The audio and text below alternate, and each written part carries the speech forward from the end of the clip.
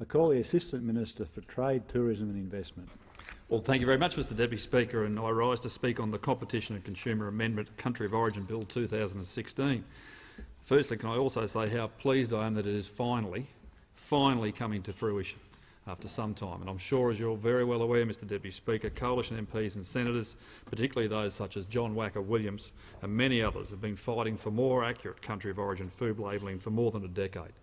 In fact, Senator Williams, I think, attributes his somewhat declining and receding hairstyle to beating his head against a wall for more than 10 years over just this issue.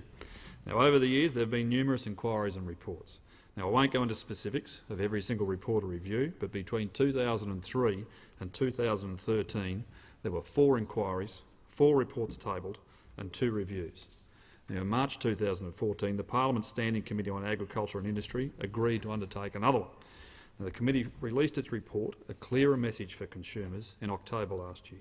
Now, this committee was of the opinion that any country of origin food labelling regime should not present an impediment to importers and or provide non-tariff trade protection to our industries, but it should provide clear information to consumers who wish to make an independent choice to support either Australian farmers or food manufacturers. Now, the report also highlighted consumer support for local produce, stating, and I quote, Mr Deputy Speaker, the committee acknowledges that many consumers want to support Australian businesses by purchasing Australian-made products. Consumers express a strong preference to support local industries, including food processing and manufacturing. Now, the issue of berries in 2015 increased public awareness and support for something that the farming and fishing industries have been long calling for, a level playing field when it comes to labelling. Now, the Coalition Government has taken action to support our farmers, and they give consumers real choice. Now, at the end of the day, it's quite simple. Australians deserve to be able to make informed decisions and to know exactly what it is that they are buying at their local supermarket. Now, we want Australians to have confidence in knowing where their food is coming from. Research commissioned by the Department of Industry, Innovation and Science in 2015 looked at the value Australian consumers place on country of origin information when purchasing food. It found that being able to identify the country of origin of food was either important or very important to 74% of consumers surveyed. 74%. Now, many consumers are interested in not just where something was made or packed, but also how much of the food was actually grown in this country. Consumers want, and they deserve, peace of mind about labels, and claiming that a product is made in or a product of Australia, and the new system will ensure that that is the case. Now, saying the product is made from local and imported ingredients will quite simply not cut it. Consumer dissatisfaction in the country of origin labelling system has been evident for many years. And most recently, the response to a Colma Brunton online survey mirrored that of the Choice campaign earlier in 2015, which generated over 26,000 responses, finding that almost 3/4 of consumers believed that changes to country of origin labelling were necessary. 26,000 responses. Almost as many, Mr Deputy Speaker, as I'm sure you get to your online surveys. However, the importance of easy-to-find labels was indicated in the Colma Brunton research by the clear preference of participants for the labels which included visual elements, particularly the label option that combined text statements with visual representations via the kangaroo logo and bar chart.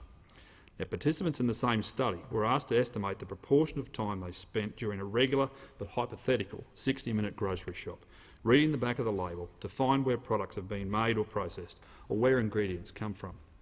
Their time amounted to 8% of shopping time, or 5 minutes in a typical hour-long shop. Now, this is time that could be potentially saved if label information was more easily identifiable. Now, thankfully, the new food labelling system will quickly and easily show consumers where products are made, grown or packaged. The new labels for food will include a bar chart and words to indicate the proportion of Australian ingredients in the food. Now, all food for retail sale in Australia requires a country of origin statement, but there are additional graphic and information requirements mandated for labels for priority food.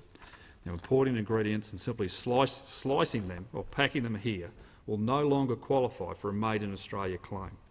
The bill will simplify the tests used to justify a country of origin made in claim by clarifying what substantial transformation means and removing the 50% production cost test. The changes were aimed at providing businesses with increased certainty about what activities constitute or do not constitute substantial transformation. Will make it clear that importing ingredients and undertaking minor processes that merely change the form or appearance of imported goods are not sufficient to justify a made-in claim. Now, the 50% production cost test is an unnecessary burden on businesses and it means little to consumers.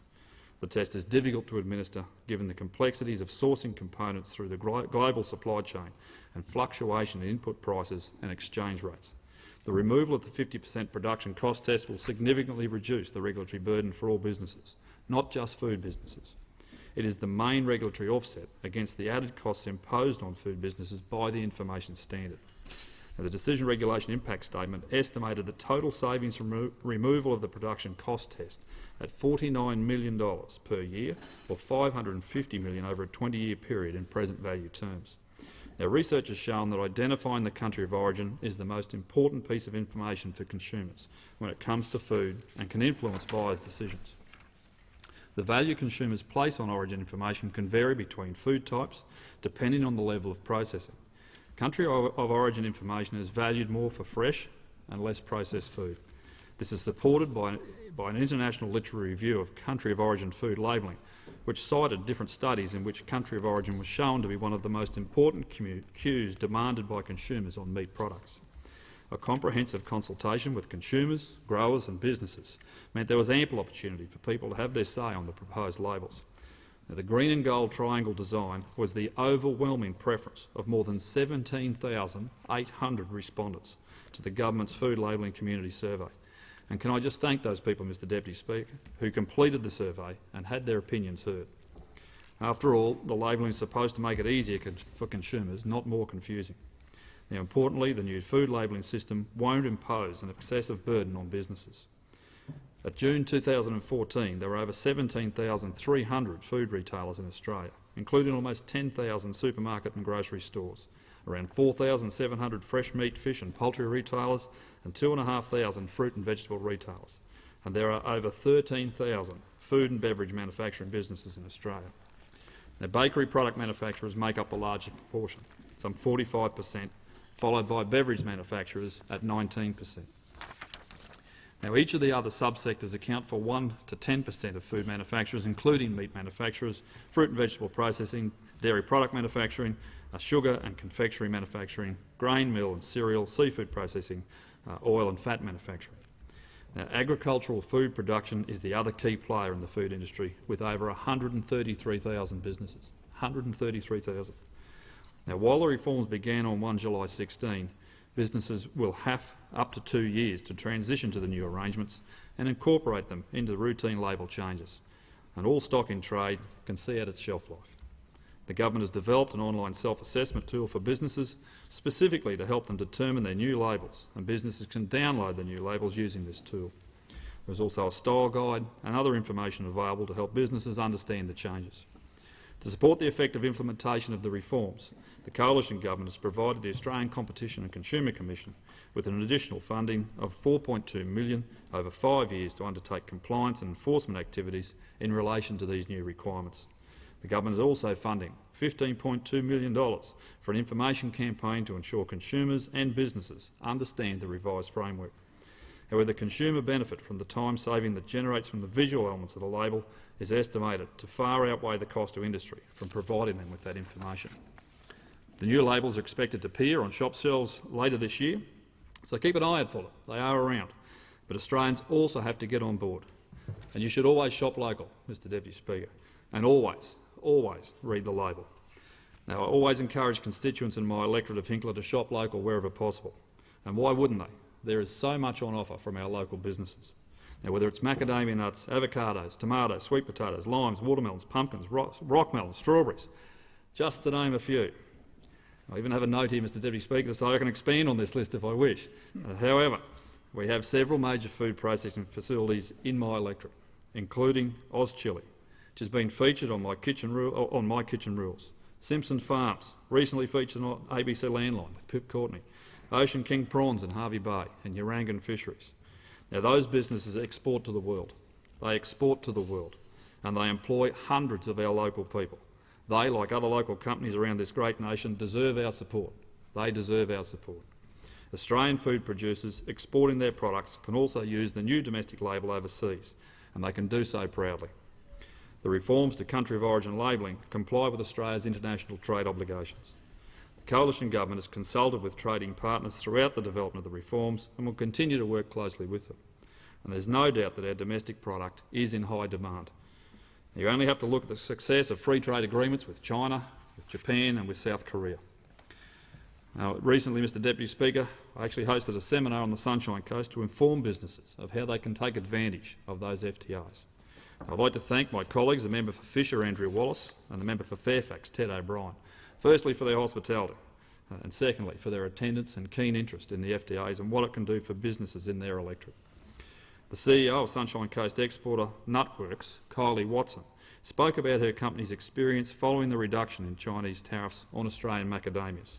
Now, this was mandated, of course, under CHAFTA, the China-Australia Free Trade Agreement. She told the seminar that there had been an increase in demand for Australian macadamia products in China.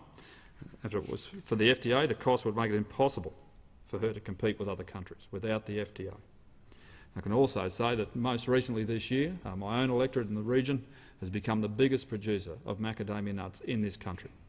They have far outstripped expectations. They're going incredibly well. And significantly, they go very, very well because of the FTAs with those three countries.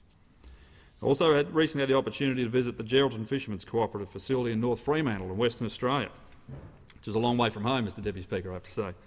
It's the world's biggest exporter of rock lobster, right here in Australia, in the West.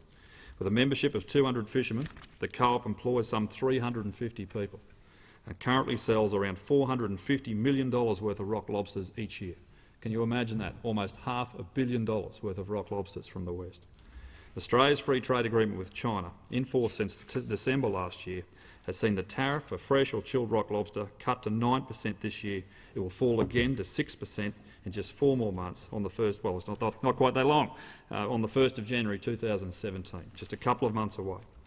And for the first 6 months of 2016, direct Chinese imports of live, fresh and chilled Australian rock lobster more than trebled compared to the same period last year to reach $20.7 million. $20.7 million. It's just quite incredible. Continuing tariff cuts under CHAFTA for these and many other Australian exports will boost trade opportunities, leading to sales growth for Australian business abroad and increase jobs here at home to meet this demand. Now, a little closer to my electorate, not quite as far as the West, Mr Deputy Speaker, my colleague, the member for Capricornia, Michelle Landry, and I visited tropical fruit farmers in central Queensland who are interested in new market opportunities in Asia. Now, mangoes are an important fruit export for Queensland, and the China-Australia FTA has already cut the tariff for Australian mangoes from 15% to 9% already, 15 to 9%. Now, the trade data shows that in the early part of this year, Chinese imports of fresh Australian mangoes more than doubled compared to the previous growing season. This meant that Australia overtook Thailand as China's principal supplier of mangoes in the first half of 2016. Now, I'm sure you'll agree that this is a fantastic result. Elsewhere, under the Korea-Australia FTA, the 30% tariff which Korea charges on shelled macadamias is down to 12% already. 30% to 12%. These tariff cuts contributed to a tripling of macadamia exports to Korea in the first half of 2015 compared to 2014, and they maintained that higher export level into the first half of this year. Now, it's taken a while to get to this point, Mr Deputy Speaker. It's taken a while. But consumers will be the winners. They will be the winners in having new country of origin labelling systems, and I can't wait to see those on the shelves. But when we talk about FTAs, when we talk about Australian products, there is no greater reflection, there is no greater introduction to an Australian product than actually using it, to see it, to taste it.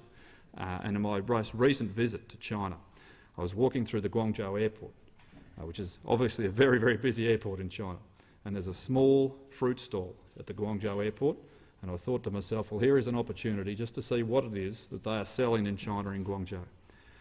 And much to my surprise, Mr Deputy Speaker, I have to say I've picked up a mandarin from 2PH Farms, which is a very, very large citrus farmer in central Queensland. 2PH products, mandarins, right there in Guangzhou, China. Now, through an interpreter, we took the opportunity to have a discussion with the vendor, who informed us that Australian products sell out in not 2 hours, not 1 hour, but 30 minutes. They last just 30 minutes on the shelves. So, secondly, I'd just like to say as well that this is a great bill. It's a great bill for consumers, and I commend the bill to the House.